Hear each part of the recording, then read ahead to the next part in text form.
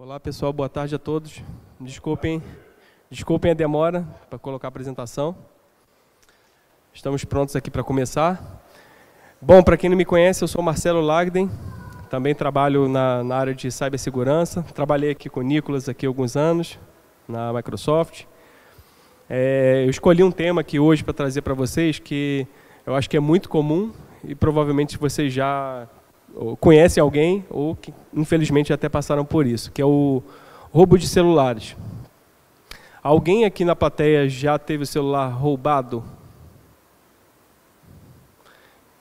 E nesse roubo ele estava aberto? Estava desbloqueado? Menos mal. Então a ideia aqui é a gente trazer dicas, sugestões, como é que a gente melhora a segurança de dispositivos, como é que a gente pode tratar no dia a dia, como é que a gente opera os nossos dados, tá?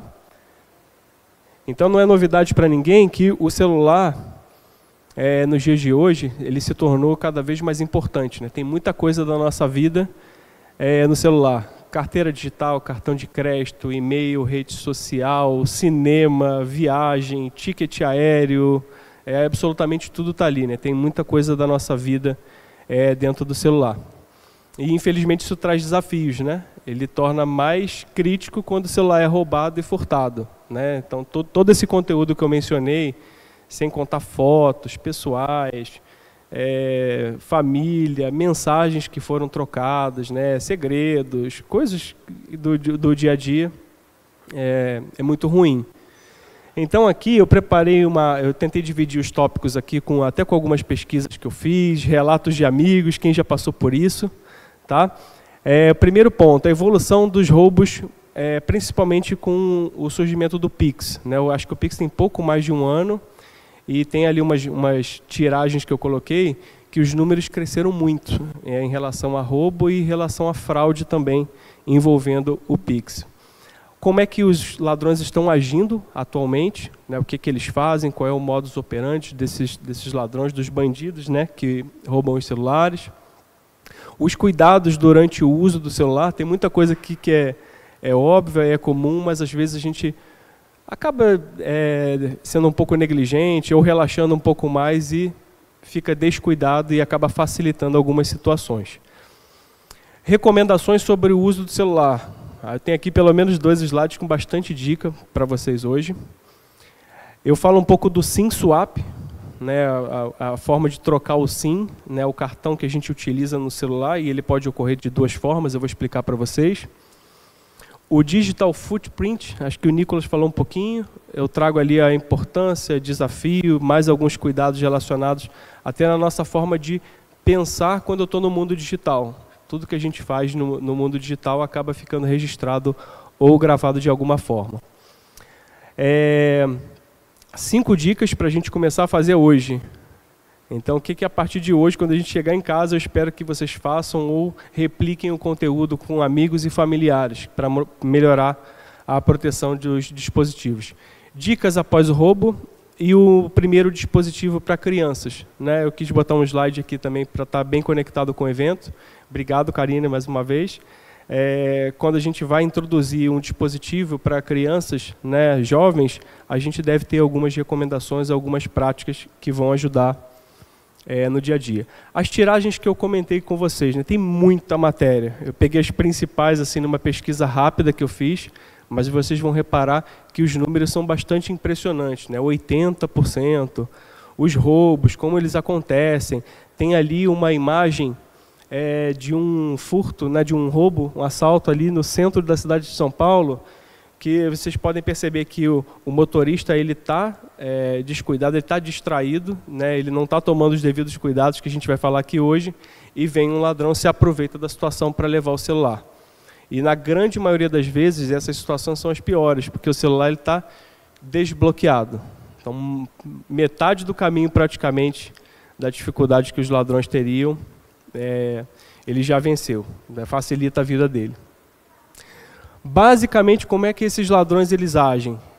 Eles tentam pegar o celular desbloqueado, nessa situação que eu comentei agora, né? O celular às vezes a gente está usando o GPS no celular, está no painel do carro, eu estou usando ele na rua, em público, distraído, digitando, eu não consigo ver as ameaças à volta, né? Pessoas nos observando ali, um momento estratégico para pegar o celular, né? Pegar e sair correndo, igual aquele ali do trânsito. Eu estou num lugar que é desconhecido, né? Não conheço, eu estou numa cidade diferente, às vezes também pode acontecer, e a gente não toma esses cuidados básicos. Então é importante, quando a gente está usando o dispositivo, está num lugar seguro, entra numa loja, está num shopping, entra num restaurante, fica num lugar mais controlado para você conseguir prestar atenção no que está à sua volta. Como eles tentam pegar o celular desbloqueado, eles mantêm a tela ativa, né? Seja segurando ali com o dedo, a gente já viu cena de ele colocando na boca para o celular não travar e ele chegar em algum lugar para executar as ações que a gente já vai falar agora.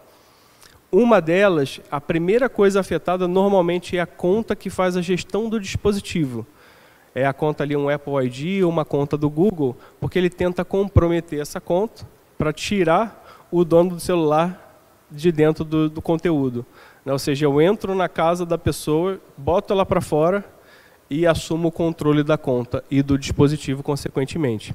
Então tem algumas dicas aqui hoje, como é que a gente pode proteger a conta, o celular, os procedimentos. Eu vou dar dicas aqui a gente estruturar um plano para a gente proteger os nossos dispositivos e tudo mais.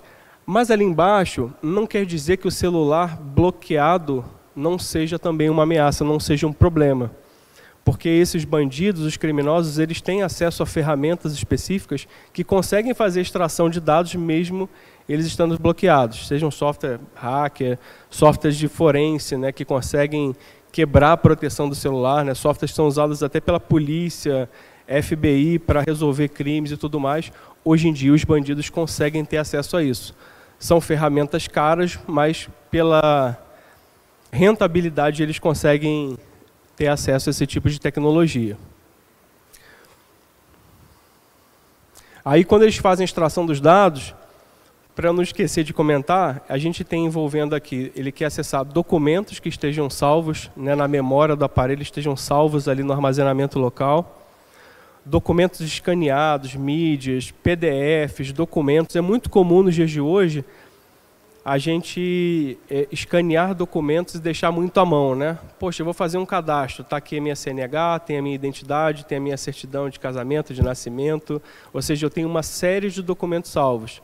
Se eles têm acesso a isso, facilita para eles criarem contas nos bancos no nome de vocês, né, efetuarem fraudes financeiras, e outros arquivos de mídia, né, fotos pessoais, né, fotos sensíveis, fotos de família, fotos da sua casa, fotos de intimidade, qualquer tipo de mídia que poderia comprometer. Cuidados durante o uso do celular. Já dei alguns spoilers, né? A gente não utilizar em locais públicos. Vocês viram na foto para não utilizar num semáforo, principalmente, que é outra coisa que infelizmente é muito comum. Estou no trânsito, parou no semáforo, o que eu vou fazer? Deixa eu dar uma conferida aqui no celular, né? Deixa eu ver se alguém passou uma mensagem, deixa eu dar uma conferida aqui na rede social, qualquer coisa assim. É um momento muito vulnerável. E aí vocês vão ver no decorrer dos slides que no trânsito é uma das piores situações para a gente ter o roubo do celular desbloqueado. Porque a gente fica praticamente sem nada o que fazer. Eu não consigo ligar para ninguém, eu não consigo encostar o carro porque eu estou no meio de um engarrafamento gigantesco, tem muito pouco a se fazer e facilita para o bandido. Ele tem mais tempo para atuar com calma, efetuar fraude, transferência, extrair dados e tudo mais. Evitar usar o celular no painel do carro é muito difícil, eu sei disso, mas se possível, tente evitar, né? A facilidade do GPS, ela traz ali um trade-off, um lado ruim de estar exposto ali já aberto. Um amigo, aconteceu com ele exatamente dessa forma. Ele saiu do trabalho, estava no trânsito aqui em São Paulo, ele é de São Paulo, e o bandido pegou o celular dele aberto utilizando o GPS. Gente, roubaram 50 mil reais dele. Fizeram 7 Pix para uma conta laranja, 7 seguidos. A gerente do banco, já era de noite, eram 8 e pouco da noite. A gerente do banco ficou tentando contactar ele pelo WhatsApp. Oi fulano, tudo bem? Você está fazendo transferência? Aí o bandido, claro, lógico, está tudo certo, pode continuar. Então, ou seja, era uma conta que ele não utilizava, tem uma dica aqui sobre isso também, era uma conta de banco que ele não utilizava, mas tinha um limite de cheque especial muito grande pelo relacionamento que ele tinha com o banco.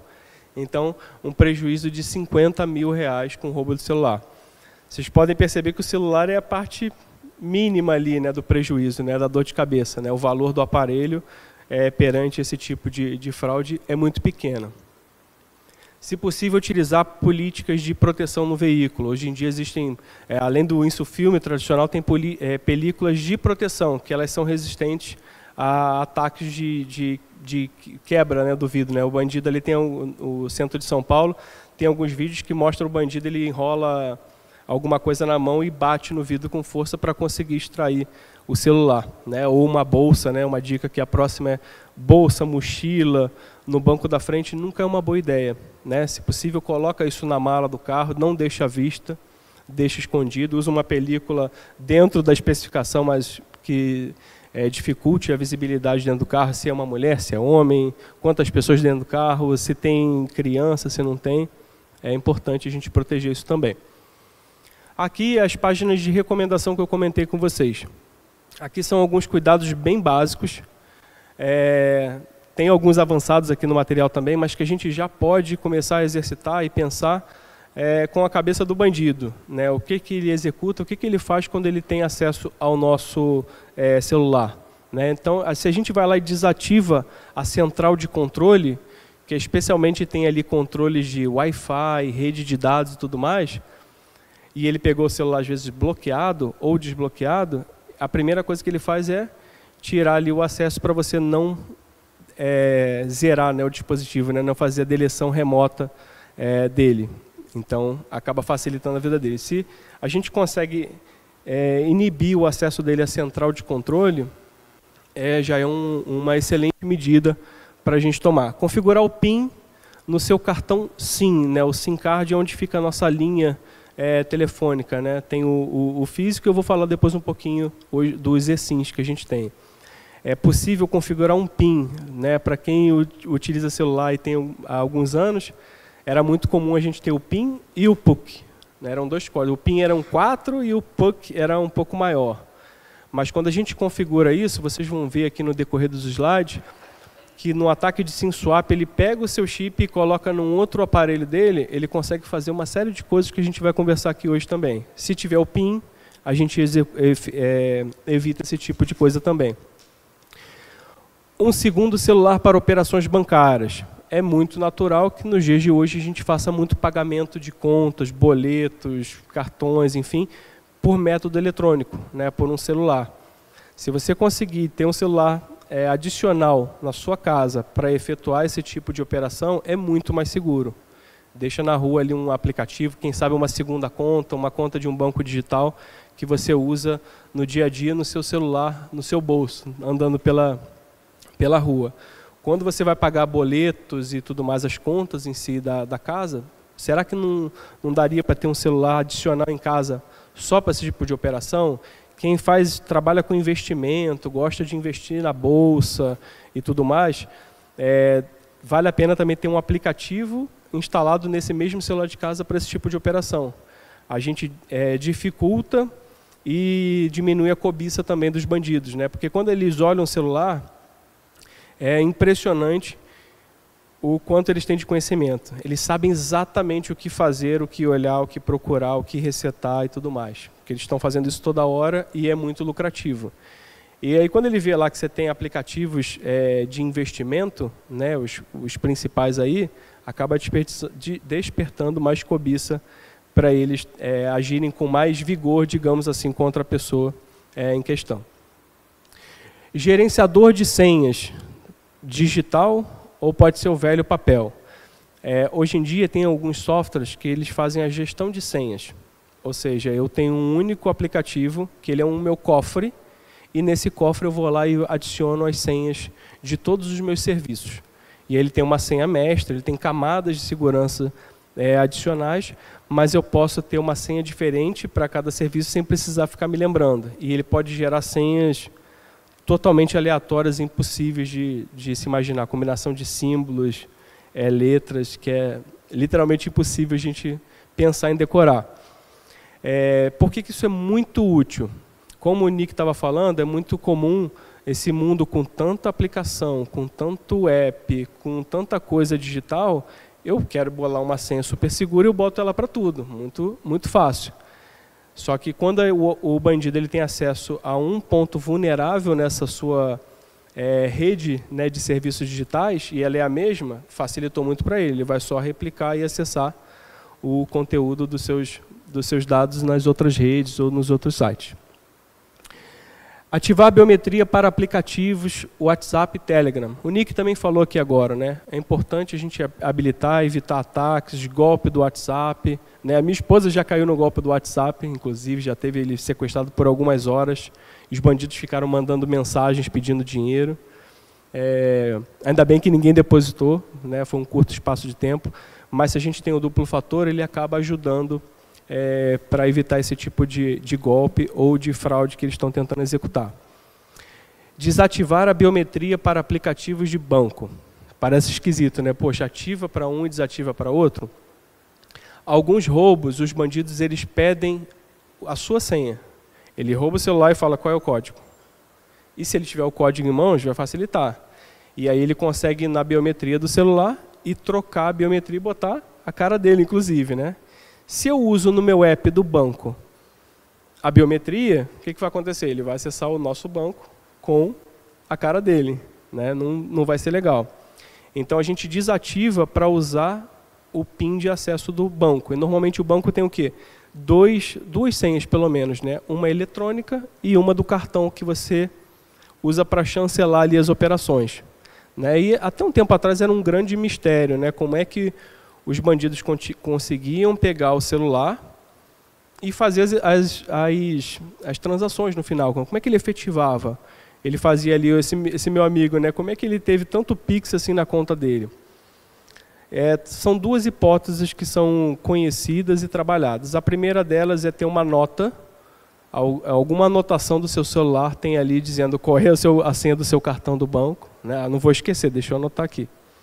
E a outra hipótese é um pouco mais avançada, mas é super viável, é que quando ele pega e coloca num software que faz extração de dados, um software forense que eu dei ali como exemplo, e ele consegue extrair o PIN do celular, às vezes o PIN do celular é a mesma do cartão. Aqui ele precisaria para efetivar a senha.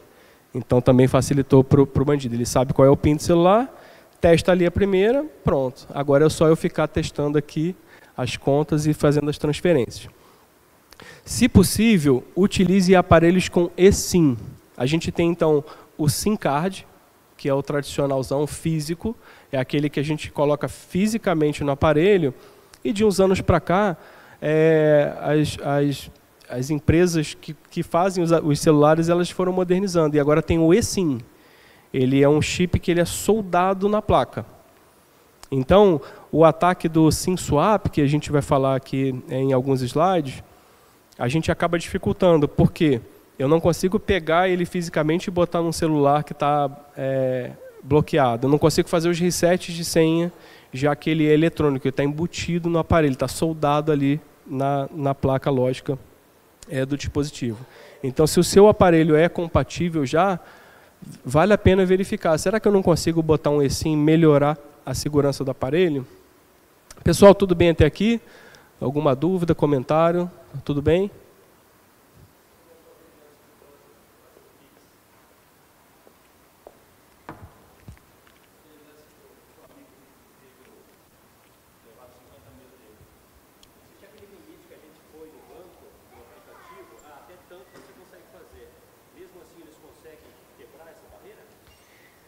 Vou repetir a pergunta aqui para quem está online.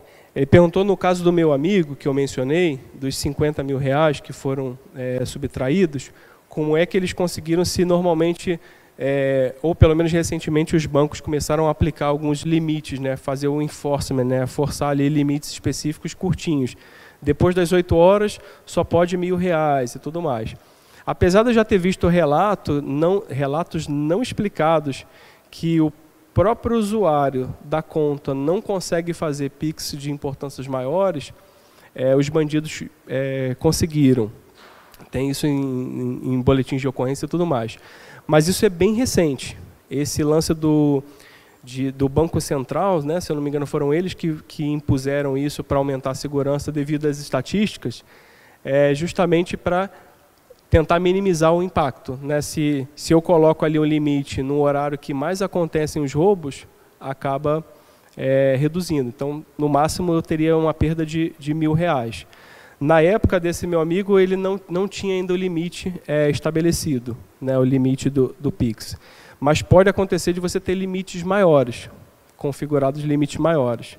E podem ter também ataques, eu não lembro se eu coloquei aqui, temporais. Né, eu fico mais de 24 horas e eu faço o cadastro de uma conta beneficiária para receber o Pix. E aí, no dia seguinte, quando eu conseguir cadastrar ela, eu faço uma importância maior. Tá bom?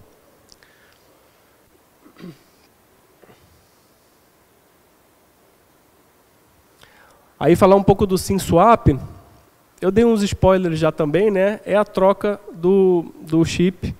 Eu posso fazer tanto ela fisicamente, no dispositivo roubado eu pego o chip, coloco num aparelho desbloqueado e começo ali os procedimentos para resetar as senhas, seja do e-mail, seja de um aplicativo de banco. Tem o SimSwap, que tem também tem sido crescente, que os criminosos, o que eles fazem? Em posse dos dados pessoais dos cidadãos, eles ligam para a operadora, fazem um ataque ali de engenharia social, se passam pela pessoa para ativar a linha num novo chip. E aí ele consegue, sem ter nenhum acesso físico ao aparelho ou ao chip, ele consegue de casa, de outro estado, de outra parte do mundo, fazer a troca do chip e ativar em outra linha.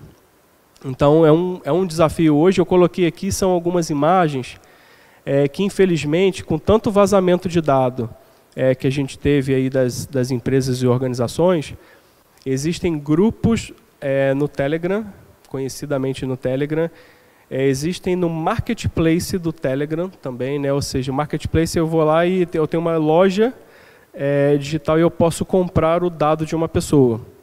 Não sei se alguém aqui... Alguém já viu essa matéria, essa reportagem? Acho que não. Na reportagem, aí ele mostra ali, ó, essa imagem aqui, deixa eu ver se eu consigo botar um laser. Aqui tá pequenininho aí, mas é uma coluna que tem o CPF, o nome da pessoa, tem aqui mais alguns dados e o preço que eu cobro. Então a pessoa ela entra, paga e obtém os dados daquele CPF. E os dados são bem enriquecidos, é bem assustador. Tem seu nome, tem a filiação, tem os bens que você possui. Às vezes ele pode conter remuneração, né, o quanto você ganha e tudo mais. Tem muita coisa ali. Então está tudo pronto. Ele pega, liga para o operador, ele tem tudo, tem seu CPF, sua identidade, sua data de nascimento, tudo, e consegue fazer a ativação. Então é bem preocupante. Recomendações. Ficou sem sinal num lugar que não costuma faltar sinal, na sua casa, você sabe que tem sinal ali. Ficou do nada, passou muito tempo, procura a operadora, que pode significar que alguém fez o SimSwap. E se a gente demora a perceber, ele está lá executando, monitora suas contas de e-mail, né? Alguns serviços eles acabam notificando, olha, você trocou a senha aqui, você adicionou um novo número, enfim, alguns sinais podem aparecer nas suas contas. Utilize uma linha diferente para o segundo fator. Lembra do celular que eu indiquei para a gente deixar em casa para fazer as operações financeiras mais críticas, né? Aquelas mais caras, que tem um montante de dinheiro maior? Deixa uma linha em casa também. Às vezes o pessoal deixa ele conectado no Wi-Fi de casa, mas você pode ter uma linha específica para SMS, que ela fica protegida em casa, não fica no celular de forma alguma. Pode ajudar bastante para isso aí. Então, nas recomendações, vocês vão ver que eu sempre indico ali, remove o SMS sempre que possível. Uso uma ferramenta de multifator de autenticação. Mas alguns serviços não permitem, alguns serviços obrigatoriamente tem que ter ali um SMS, você tem que ter uma linha atrelada. Aí, nesses casos, você usa a linha que fica dentro de casa, fica mais protegida. Falar um pouco do Digital Footprint. Basicamente é o que a gente deixa ali na rede, os nossos passos, né? Tudo que a gente efetua hoje na internet, de alguma forma ele tem ali um traço, tem um sinal, tem alguma coisa que vai ficar na internet de uma forma geral. Postagens, cookies, né? O Nick também falou aqui na palestra anterior sobre os cookies, histórico de navegação, o deepfake também foi comentado, metadados, né? Os metadados, eles são dados dos dados. Então, por exemplo, quando a gente tira uma fotografia no celular, ela não tem só a foto ali, ela tem alguns metadados. Ela fala o modelo do celular, ela fala a localização geográfica que você tirou aquela foto, né? Depois, se vocês pesquisarem aí, ou para quem já viu, vocês vão ver que na foto tem muita informação, tem muita riqueza. Quando a gente manda ela por alguns meios, ela acaba perdendo esses metadados. Mas se eu pego ela na fonte, direto no celular, eu vejo ali que ela tem muita coisa. Eu sei onde ela foi tirada, dia e tudo mais. É mais um indício aí de footprint que a gente está deixando. Oversharing e sharing. Basicamente, a gente está compartilhando muita informação. Rede social, principalmente, tem uma estatística que eu não lembro o número, mas os jovens eles optam por deixar a rede social aberta. Né? Você não precisa pedir, solicitar para ser amigo. Você entra lá, sabe o nome da pessoa, você entra. Se a gente compartilha demais, a localização, o que eu gosto de fazer, onde eu frequento, o tipo de ambiente social que eu frequento, bens, onde eu moro, a gente está expondo ali dados que são perigosos. Né? Pode despertar cobiça.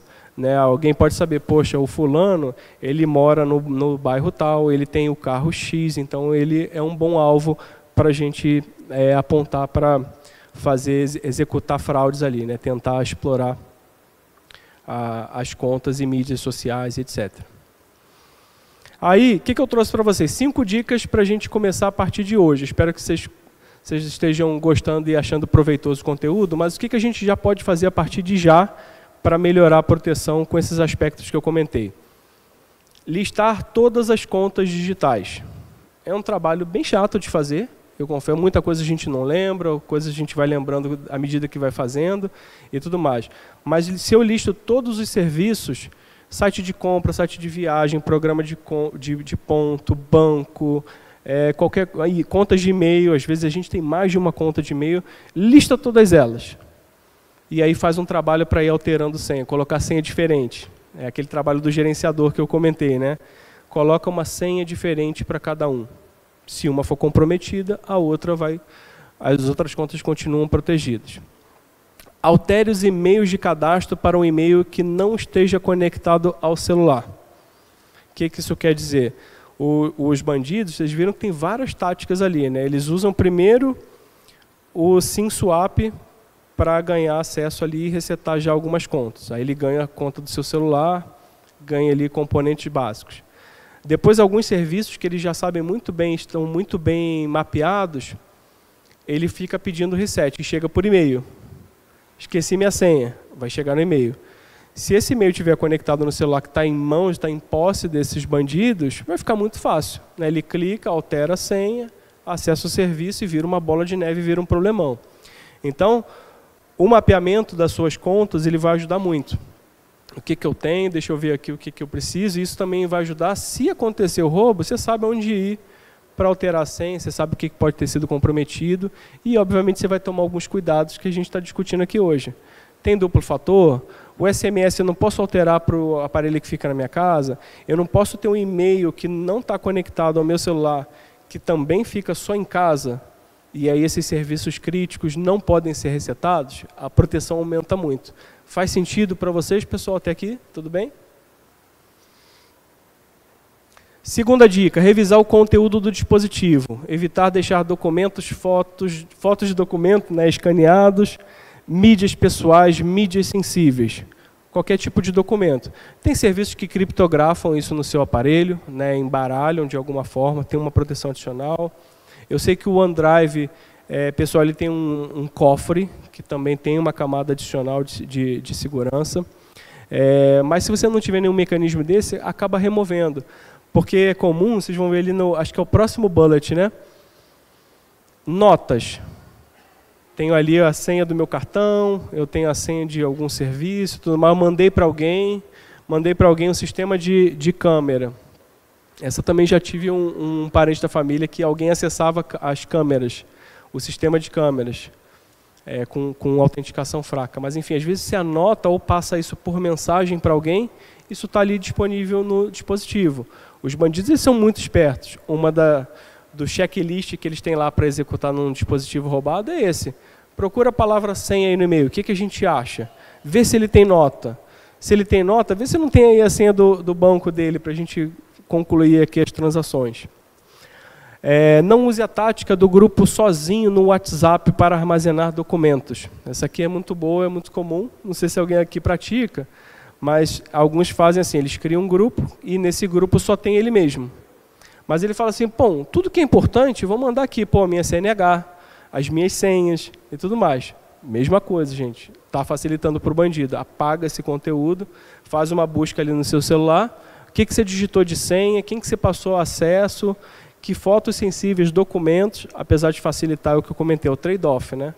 Vale a pena ter o documento à mão ou eu ter o risco dele ser vazado? Altere os e-mails de cadastro para o e-mail de recuperação que não esteja conectado ao celular. A gente falou também desse item. Autenticação multifator, falamos aqui bastante também, né? Tem o do Google, tem o do Microsoft, mas são aqueles aplicativos que eles geram senha, eles geram códigos aleatórios, né, que você sincroniza ali para completar o processo de autenticação, ou seja, se a sua senha vazar e ele não tem acesso ao seu autenticador, você vai estar tranquilo, vai estar garantido. Até o que o Nick comentou, né? Chegou uma solicitação, mas nem era eu de aprovação. Pelo menos a sua senha você sabe que foi vazada, mas o seu dado está seguro. Sempre que possível, remova a opção de SMS e coloca o número da segunda linha que fica em casa. Também tinha comentado, acabei adiantando sobre essa. Aí um plano de recuperação. Esse aqui é bem interessante, essa dica. As pessoas que eu converso, ou eu faço uma pergunta, né, justamente desafiadora, é assim, você sabe o que fazer quando alguém roubar o seu celular? Claro que eu sei. Eu vou ligar, não. Eu vou na delegacia, não. Não tenho plano. No mundo de TI ou no mundo de cibersegurança é muito comum a gente desenvolver planos de recuperação de desastres. Ou seja, eu crio um plano documentado, telinha a telinha, o que eu faço quando uma situação X acontecer. Cai um sistema. O sistema, as máquinas pegaram fogo. Como é que eu faço para recuperar esse sistema? Passo a passo. E é até recomendável que algumas empresas testem isso pelo menos uma vez por ano, para ver se o plano está atualizado. Aí eu migrei esse conceito para cá. Faz o seu plano para se acontecer no roubo do seu celular. Então, ali nesse plano, seus dados anotados, e-mail, placa do carro, celular, etc.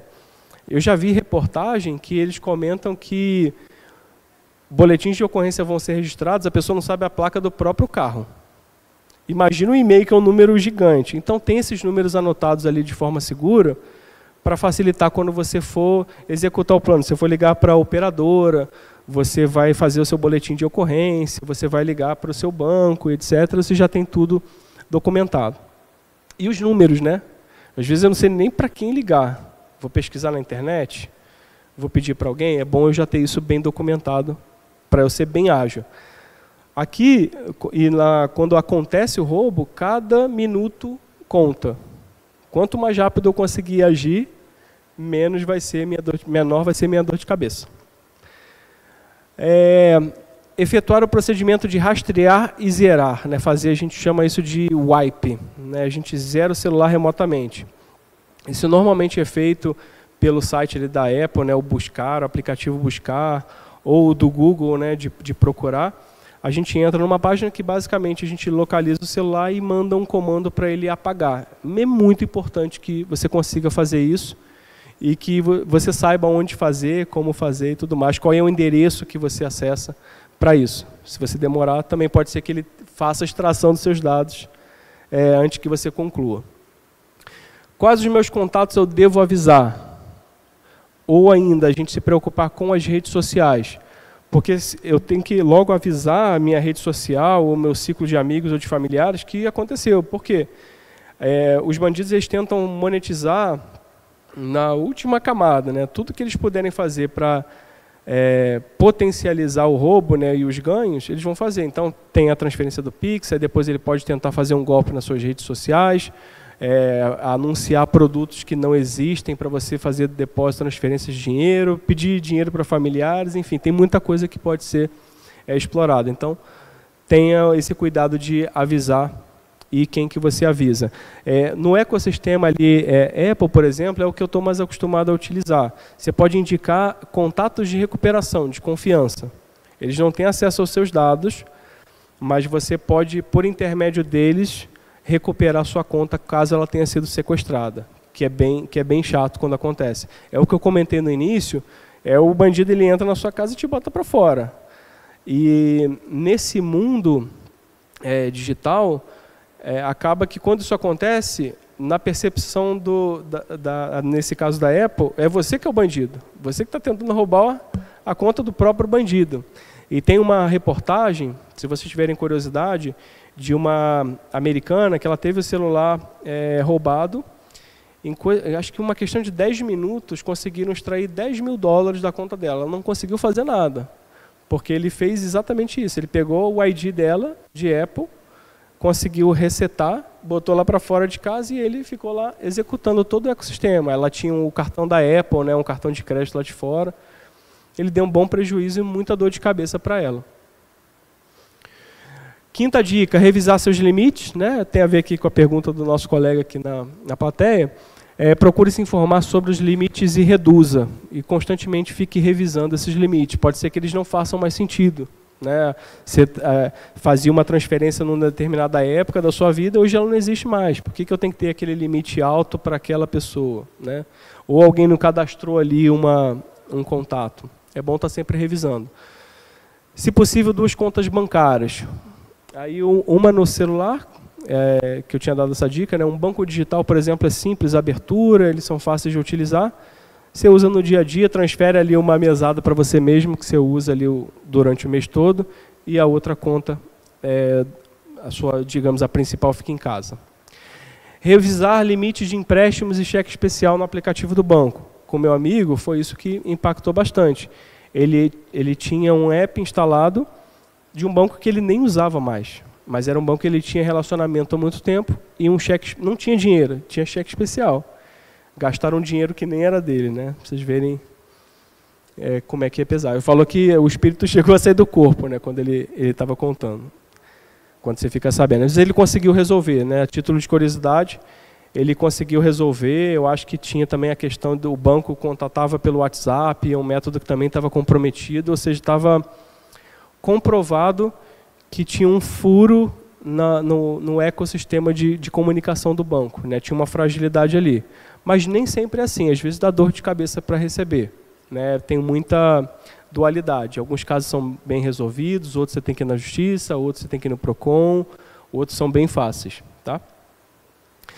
Depois um resumo, eu falei muita coisa aqui, né? Tem muita informação, às vezes nem todo mundo está com tanta intimidade assim no celular, né? Está ainda absorvendo aqui os dados, a apresentação vai ficar disponível para vocês, tem essa gravação também do YouTube, mas um resumão, plano de recuperação que a gente falou, já começa a montar o seu plano de recuperação, quem eu ligo, qual é a sequência, o que eu faço e tudo mais. Sequência básica, rastrear e apagar os seus dados, já manda o comando para resetar o seu celular o mais rápido possível, se é que é viável, né? A menos que você não esteja no trânsito e não tenha nenhum celular adicional, nenhuma pessoa para ligar, nem nada. Mas se você conseguir a primeira etapa, seria fantástico. Bloquear a linha e o celular através do e-mail. Liga para a operadora, passa o e-mail, que ele bloqueia o dispositivo também, né? Ele bloqueia o celular. E você bloqueia a sua conta também. Comunique o banco, bloquear os seus cartões, alterar as suas senhas conforme necessário, aí depende do nível de segurança e maturidade que você conseguiu chegar aqui dessa apresentação de hoje, né? Vocês viram que tem muita dica para a gente fortalecer ali o uso do dispositivo. Então, se tiver tudo muito seguro, SMS você está tranquilo, o e-mail você está usando no secundário, você tem um celular em casa, provavelmente você nem vai precisar alterar nada. E registrar o boletim de ocorrência, que ele vai te ajudar ali. Por que o boletim de ocorrência é por último? Eu recebi essa pergunta hoje. O tempo de resposta ele não é rápido. Às vezes são dias para fazer. Então, às vezes, a gente pensa, caramba, a primeira coisa, deixa eu correr na delegacia. Não. para, executa os passos anteriores, que você vai evitar muita dor de cabeça, e o boletim de ocorrência é por último. Às vezes ele vai servir mais para documentar o ocorrido e você ali reportar, reclamar importâncias que foram subtraídas da sua conta junto ao banco e à justiça, do que ser efetivo nesse procedimento. Um uso mais avançado. Além de ter muita coisa que eu comentei com vocês, dá para dar um passo adicional. A gente tem configurações aqui um pouco mais avançadas, que elas também podem melhorar. Chave de acesso, como Yubico, são essas aqui. Eu botei um print dessas chaves aqui embaixo. Elas são chaves seguras que a gente utiliza para nos autenticar em algumas plataformas. O Outlook suporta, o Gmail suporta, o Facebook suporta, vários serviços já suportam. Ou seja, o meu segundo fator de autenticação ele é físico, e de preferência está em casa. E aí eu coloco ele na USB, ele pede um contato físico nisso aqui. Isso aqui é um contato metálico, que aí quando você bota a chave, ele fala assim, ok, agora encoste no contato. Você prova que tem uma interação humana, não é simplesmente um dispositivo plugado no computador.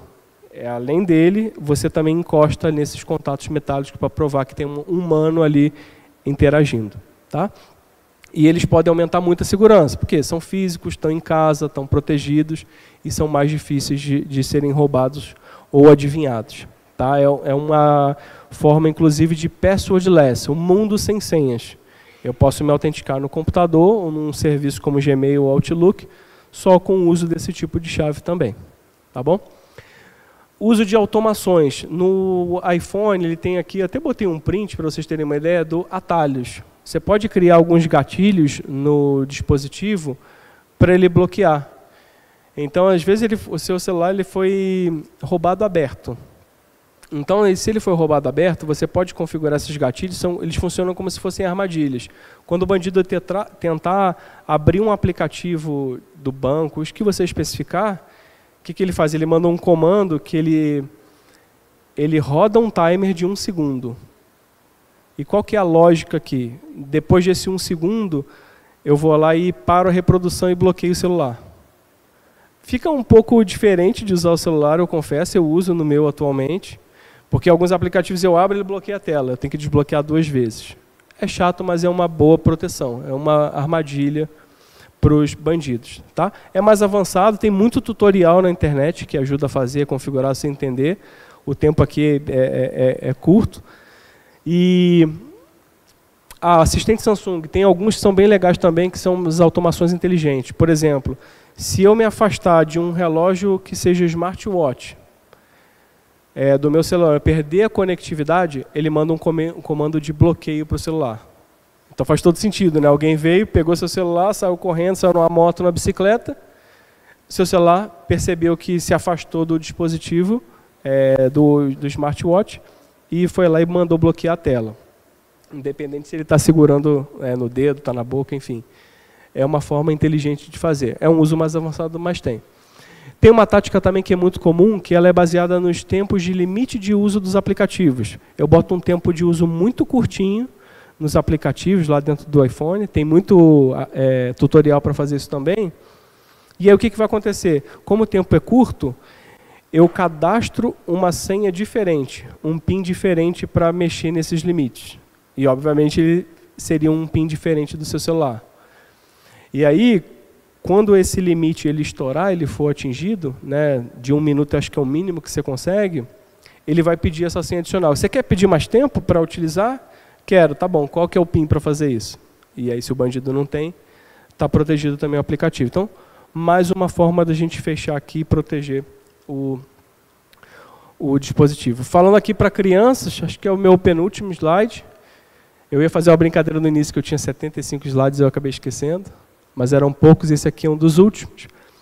Controle do screen time de crianças, é super importante esse tipo de aspecto, né? Eu tentei trazer esse tema aqui para a gente estar bem conectado aqui com o nosso evento de hoje, mas quando a gente deixa as crianças muito expostas a um dispositivo, a telas e vídeos e tudo mais, tem várias ali complicações nocivas para a criança. Então tenta fazer isso com um pouco mais de moderação. Teve uma colega que hoje também falou muito sobre isso, mas o screen time é importante. Autorização para compras. É possível hoje a gente criar um ecossistema para autorizar as compras, evitar excessos, né? Tem casos aí engraçado para a gente, porque não é conosco, mas de crianças que gastaram milhares de dólares com jogos ou aplicativos, né? Então toma cuidado aí como é que você libera esses cartões e tudo mais. Limites dos aplicativos, né? Seja um limite de uso ou seja o limite do que é permitido de acordo com a faixa etária da criança. Crie perfis sociais junto com seus filhos, é muito importante, porque ali os dois estão fazendo juntos, você leva ali alguns conceitos importantes. Quando for fazer uma postagem, você vai trazer ali uma lente um pouco mais madura, né? O que é legal postar, o que não é legal postar, o que é excesso, de repente valores, né? Pô, é legal você postar isso? Qual imagem que você quer passar para os seus amigos, né? Se a gente começa cedo, a gente consegue trazer uma boa educação nesse aspecto.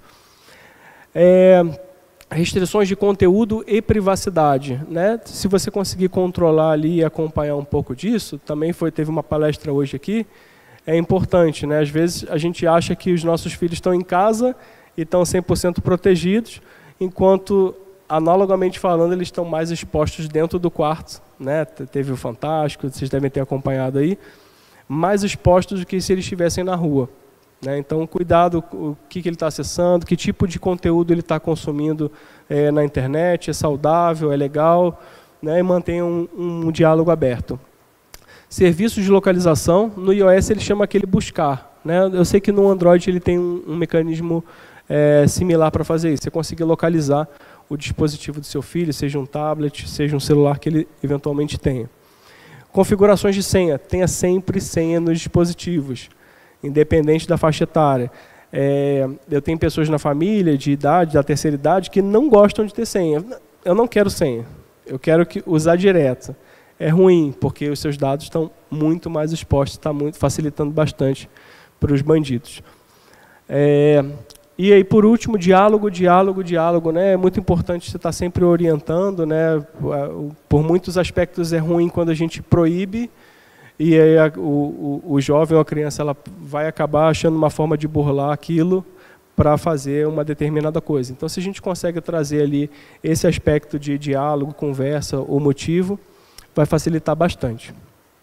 E era isso, pessoal. Muito obrigado. Espero que tenha sido proveitoso para vocês, que eu tenha dado boas dicas, né? Espero que vocês compartilhem com amigos e familiares esse tipo de conteúdo.